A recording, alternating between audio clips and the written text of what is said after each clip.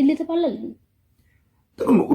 ডিম থেরাপিটা এক্সপোজ হয়ে গেছে, অভিষেক বন্দ্যোপাধ্যায়ের ওটা প্রি প্ল্যান্ড ছিল, তার সঙ্গে মানুষের ক্ষোভটা জুড়ে গেছে। এখন প্রি প্ল্যান করে যেটা করতে যান, ওনার সঙ্গে তো আর মানুষ নেই, হয়তো 10টা মানুষকে দিয়ে উনি প্রি প্ল্যান করেছিলেন, কিন্তু হাজার হাজার মানুষ জুড়ে গেছে। কেন, সবাই তো জানে ভাইপোর চরিত্রটা কি, ভাইপো কি করে, ভাইপো ট্যাক্স সব জায়গায় দিতে হয়। আপনি এই অদূরে যান না, জাহাঙ্গীরের সাম্রাজ্যে কি করা হতো, হিন্দু মেয়েদের, হিন্দু নারীদেরকে কি অত্যাচার করা হতো। ওনার ডায়মন্ড হারবার মডেল, হিন্দু মেয়ে নারীদের ইজ্জত লোটার মডেল, কাটমানি নেওয়ার মডেল, সমস্ত কিছু দক্ষিণ 24 পরগনাটা পুরো করে গেছিল।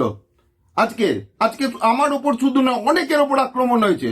অভিষেক ব্যানার্জিকে যে চর মেরেছিল, সেটা তার মার্ডার হয়ে গেল। কি করে হলো? সেই ফাইল খোলা হোক। আমি তো অনেক আগেই বলেছিলাম যে শান্তিনিকেতন বিল্ডিংটা যখন লিপস অ্যান্ড বাউন্সের নামেই হয়তো থাকবে, আজকে বোঝা যাচ্ছে তাই।